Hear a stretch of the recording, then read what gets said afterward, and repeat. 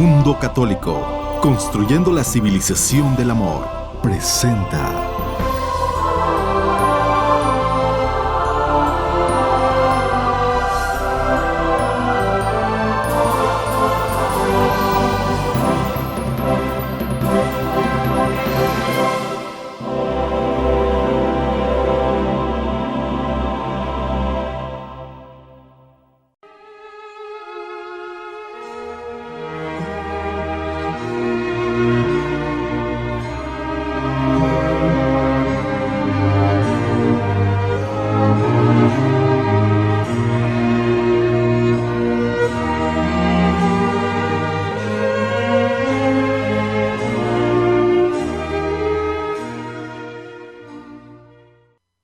día 20 de nuestra reflexión en Adviento. En este día 20 del Adviento, en donde estamos muy cercanos a nuestro objetivo, encontrarnos con Cristo, debemos de meditar en la importancia de la conversión, fundados en una vida llena de obras buenas. Para realizar estas obras buenas, necesitamos desde luego de las virtudes, ya que es la gracia la que recibimos a través de los sacramentos, la que produce en nosotros una vida interior rica y abundante que se refleja en una vida llena de buenas obras, pues la gracia siempre nos impulsa a la acción, puesto que hemos recibido un espíritu vivo y dinámico. Estas acciones están movidas por la gracia de Dios, tienen que ser obras buenas. No cualesquiera obras son obras buenas, sino son aquellas que a fuerza de repetirlas cara a Dios, a fuerza de buscar en ellas el sentido sobrenatural, se convierten en hábitos buenos y por lo tanto en costumbres en el obrar cara a Dios que responden a un bien superior, a ese ser infinito que es Dios, y las llamamos virtudes.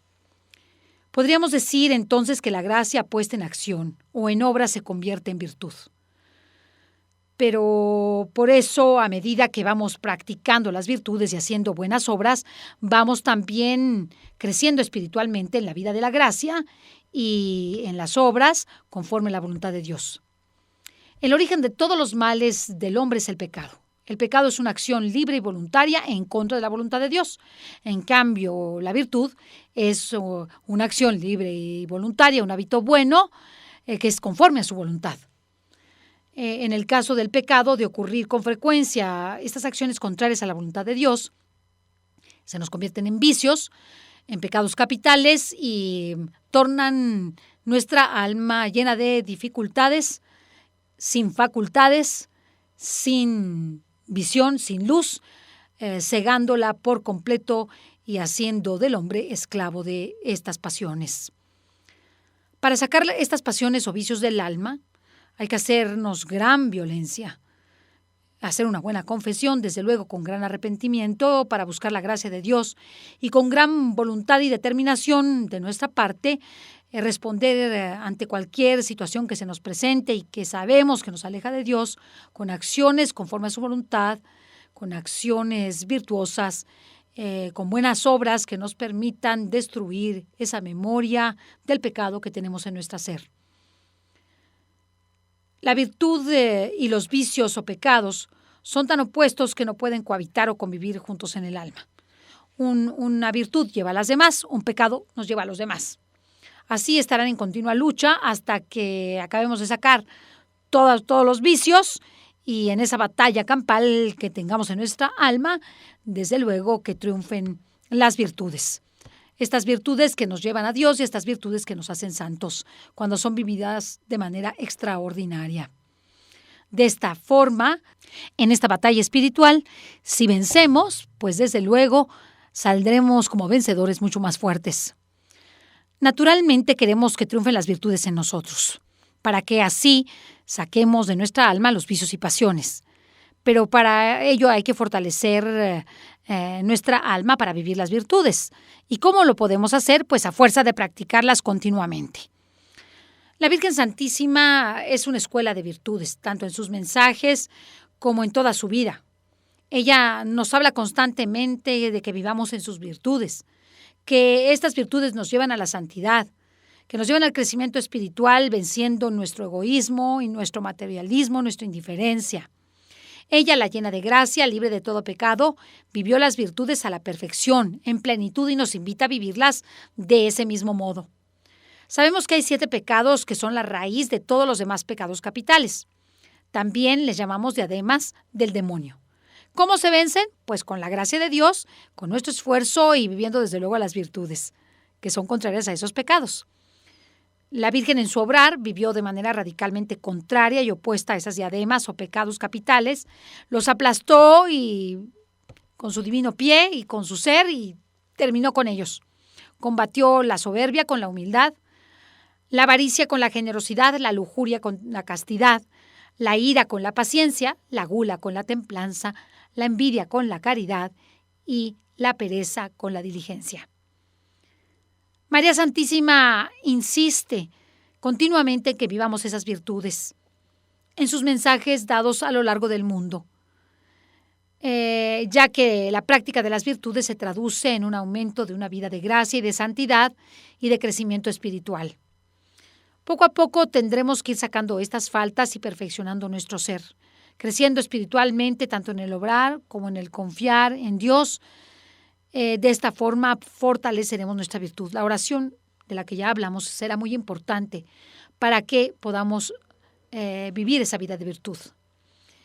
La vida sacramental, la práctica continua del sacramento de la confesión y de la Eucaristía también nos ayudarán a ser más virtuosos, y pequeñas mortificaciones ofrecidas con esta intención también.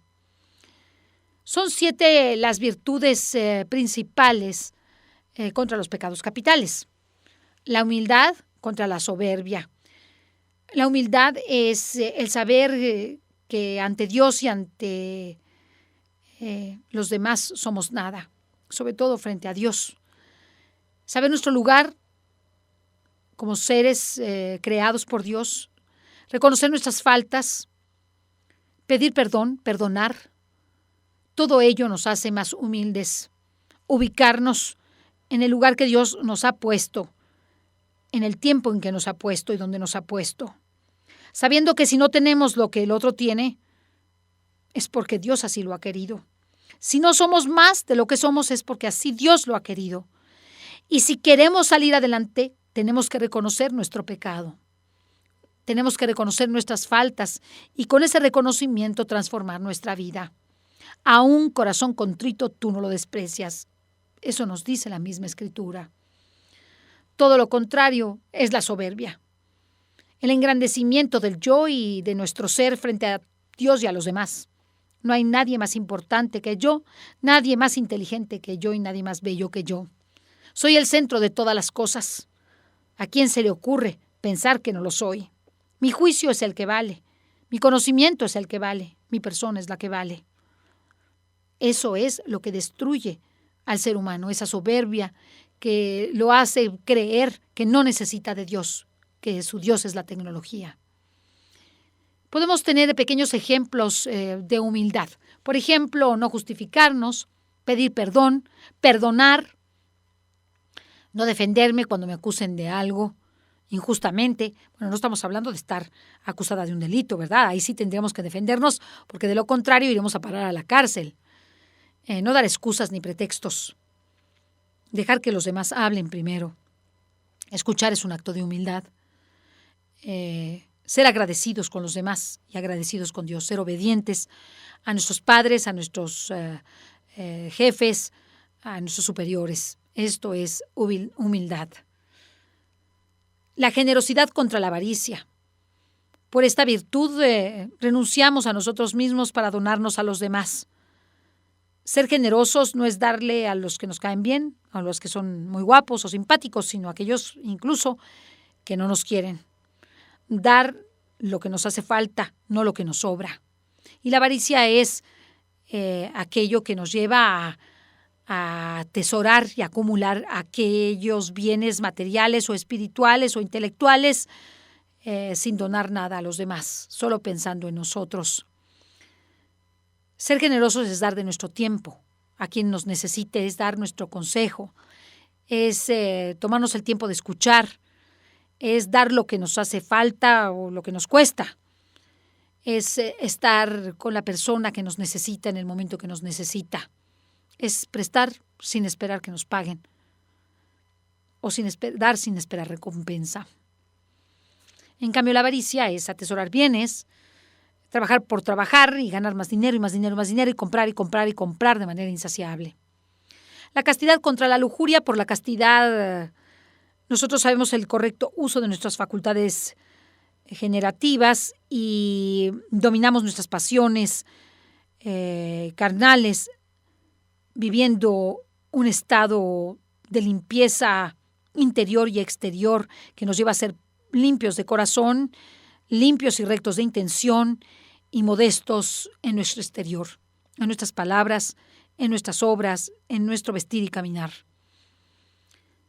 Contra esta virtud excelsa que muchos desprecian y sobre todo en este tiempo está la lujuria, por el cual desatamos nuestras pasiones, desatamos nuestros deseos y apetitos sexuales y tenemos el corazón lleno de falsedad y de falta de limpieza para engañar y mentir. Diciendo malas palabras y mentiras, testimoniamos lo que no hemos visto, oído o hecho. Para vivir la castidad, por ejemplo, podremos no ver programas de televisión que no nos competan, que salgan escenas feas, no usar malas palabras, no decir cosas de doble sentido, no decir groserías, que cuesta mucho, eso cuesta muchísimo, vestir modestamente, recatadamente, no enseñando todas las piernas y todo lo que podamos, sino vestir recatadamente, con modestia, con elegancia. La paciencia contra la ira, por ejemplo, en esta virtud nosotros soportamos sin tristeza ni abatimiento los males que caen sobre nosotros. Soportar la enfermedad, soportar la contrariedad, con resignación, con paz, soportar los malos modos de otros, aguantar que no podamos hacer algo, porque también es paciencia con los otros y con nosotros mismos. Atender o escuchar a los demás cuando queremos que solamente nos escuchen. Hacer las cosas bien hechas es paciencia. Esperar a que lleguen los momentos en los que Dios nos cumplirá sus promesas. Pues todo esto es paciencia contra la ira, que es esa desesperación continua, ese deseo de lograr lo que queremos y como queremos, ese enojo que tenemos porque no hicimos lo que quisimos. La templanza contra la gula.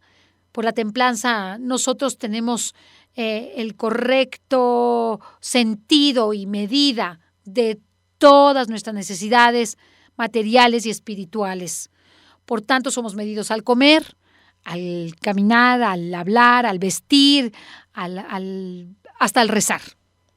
Tenemos esa medida perfecta de todas nuestras necesidades materiales y espirituales. Sabemos cómo debemos hacerlo, cuándo debemos hacerlo y hasta dónde debemos hacerlo.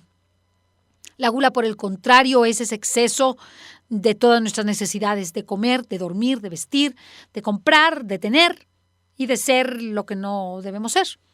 Por ello, la gula es un pecado muy, muy socorrido en este tiempo. Y si nosotros incurrimos en ese pecado, incurrimos en otros. Ahora lo veremos después de la pausa. Así que para templarnos debemos, por ejemplo, comprar solamente lo que nos es necesario.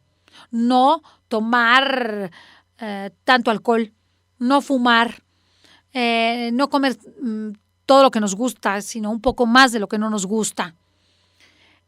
Dormir lo necesario. Y todo esto nos servirá para ser templados, hablar lo necesario, reír lo necesario, disfrutar lo necesario. Qué difícil es ser medido. La caridad contra la envidia. Por la caridad amamos a Dios sobre todas las cosas y a nuestro prójimo como a nosotros mismos y aún más que a nosotros mismos, con el mandamiento nuevo que Cristo nos dio, que amemos o nos amemos los unos a los otros como Él nos amó. Caridad con los que nos caen bien y con los que son guapos y simpáticos. Para eso no hace falta la caridad. Jesucristo nos pide que amemos a nuestros enemigos, que recemos por ellos, que ofrezcamos sacrificios por aquellos que nos han fallado o nos han maltratado, que no deseemos los bienes ajenos, ni la mujer ajena, ni el hombre ajeno, ni las cosas ajenas, ni los bienes espirituales de otros. Que nos acerquemos a a aquellos que están sufriendo, que los consolemos, que demos limosna, que acerquemos a aquellos que están lejos de la iglesia y a los sacramentos, que corrijamos al que yerra.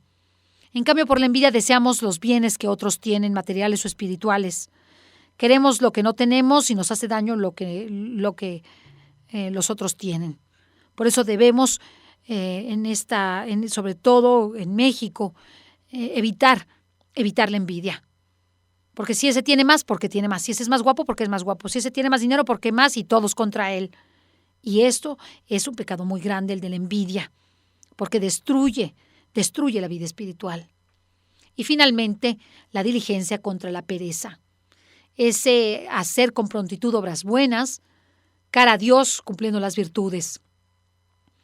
Llevar el mensaje de Dios a las almas, hablarles de Dios, ir a visitar a un enfermo, arreglar nuestras cosas, que a veces tenemos todas patas para arriba, dedicar el tiempo que tenemos que dedicar a lo que tenemos que dedicar. Eso también es un acto de diligencia. Buscar trabajo para encontrarlo, porque hay gente que lo busca pero no lo quiere encontrar. Disponerse a arreglar las cosas del alma y materiales que son necesarias para vivir una vida de virtud. Salir a ayudar a los demás y a evangelizarlos. Contra la pereza, que es esa miseria en el obrar, y que todo lo destruye en esa miseria e ignorancia. La pereza es el primer mal de los pecados. Muchos vicios vienen por la pereza. Meditemos si en esta Navidad estamos listos para iniciar las virtudes. Propongámonos en esta Navidad la realización de actos virtuosos, verdaderamente virtuosos, que nos lleven al crecimiento espiritual y que nos permitan ir desterrando de nuestro ser ese yo, ese egoísmo tan fuerte que tenemos en nuestro ser, para convertirnos en otros Cristos. Gracias por escucharme y vámonos a esta meditación en Radio Cronos, la radio que transforma tu vida. En esta meditación sobre la virtud, ¿qué actos concretos voy a realizar en este tiempo de Adviento y de Navidad para alcanzar un grado superior en el crecimiento espiritual, para olvidarme de mí mismo y amar más a Dios y a los demás? Vámonos a esa pausa.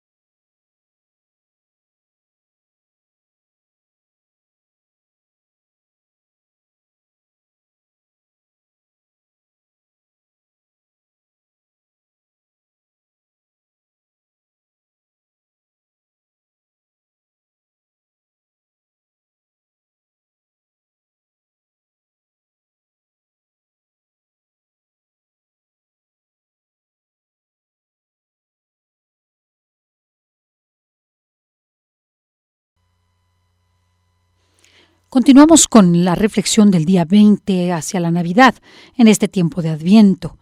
El Adviento es un tiempo de esperanza. Santa María debe ser nuestra esperanza. Es esa maestra de la esperanza que nos ayuda a recibir a Cristo como ella lo recibió. Muchas veces estamos desanimados, tristes. Pues no es el tiempo para estar desanimado y triste, sino este desánimo y esta tristeza no vienen de Dios y probablemente vienen de nuestra propia falta de fe y nuestra propia falta de confianza en Dios.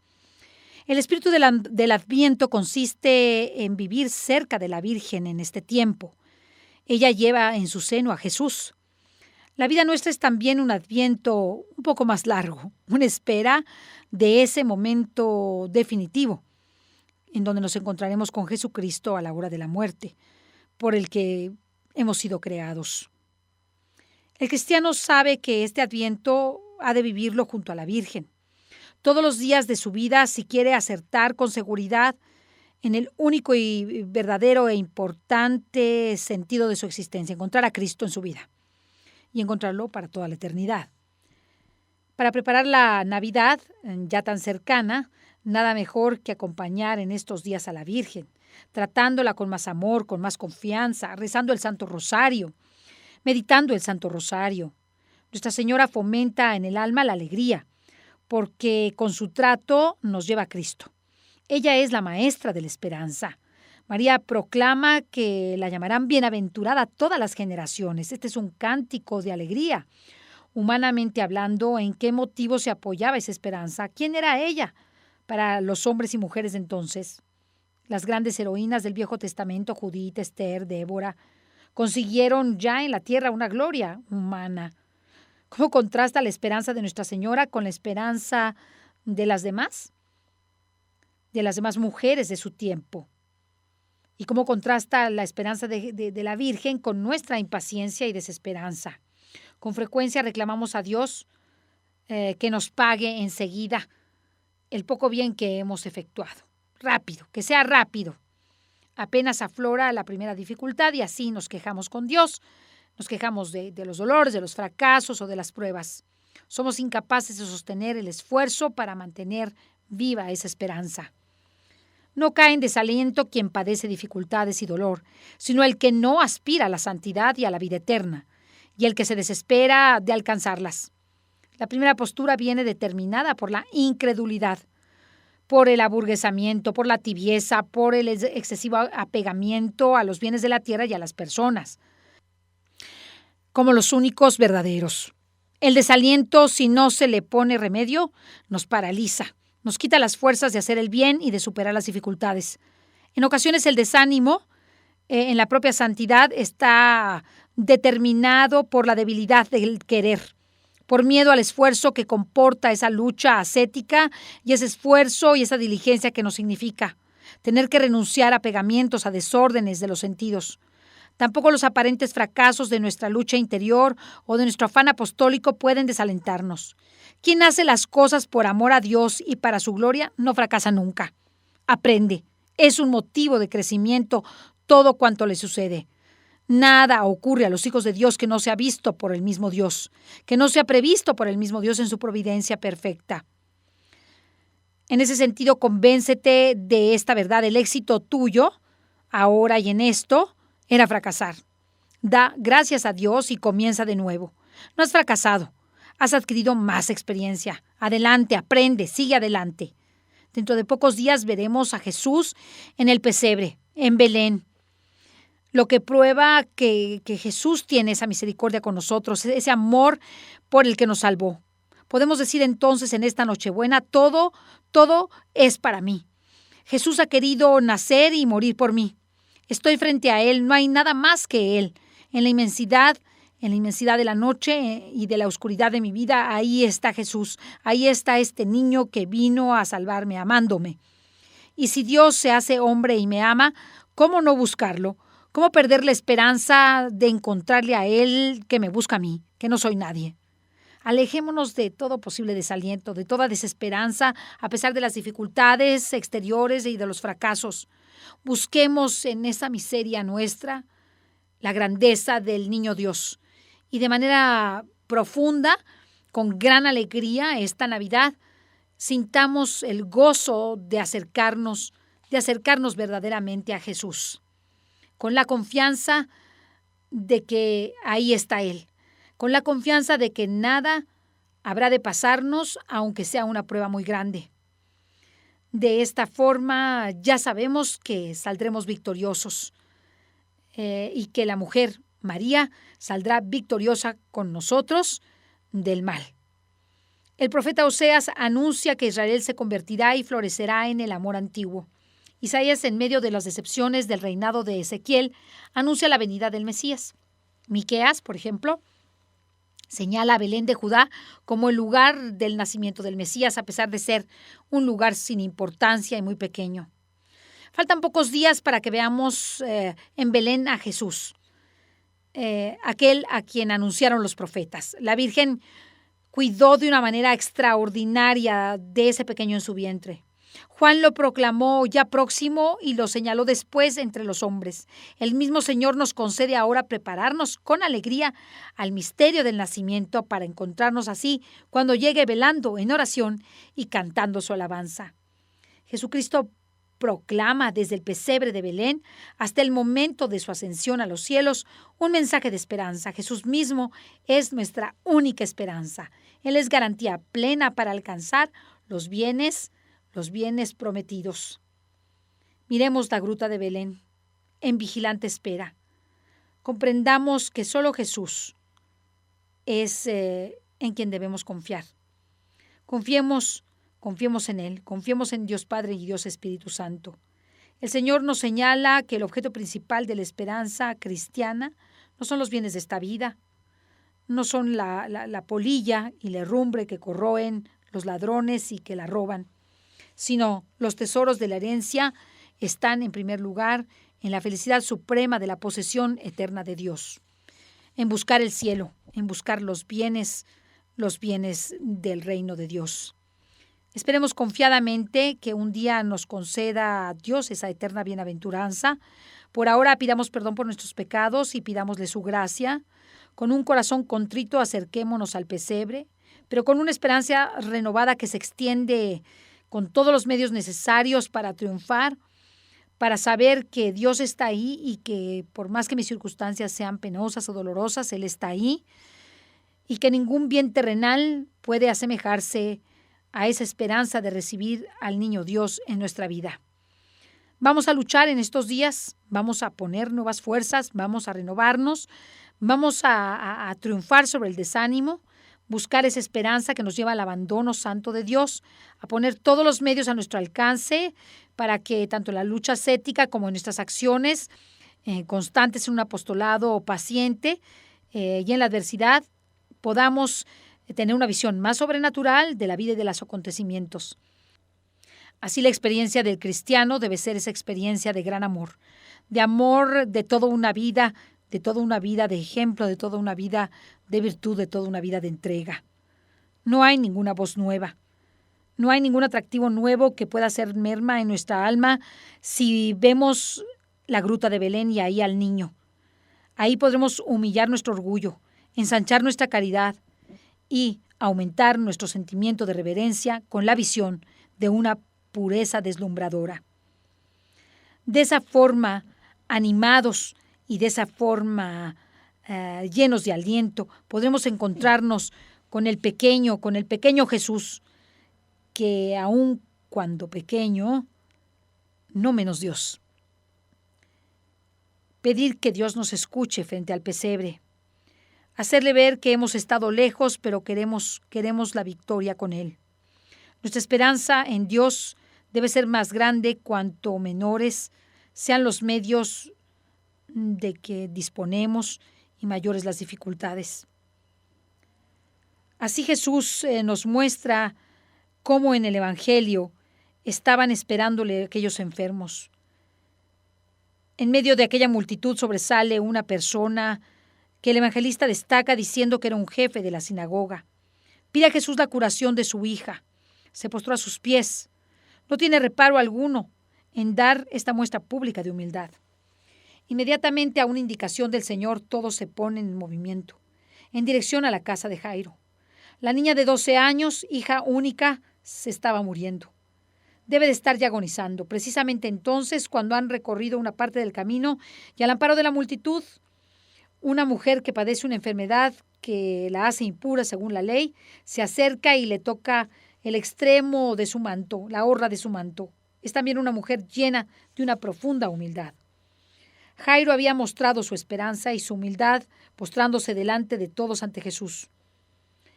Esta mujer pretende pasar inadvertida. No quería que el maestro se diese cuenta.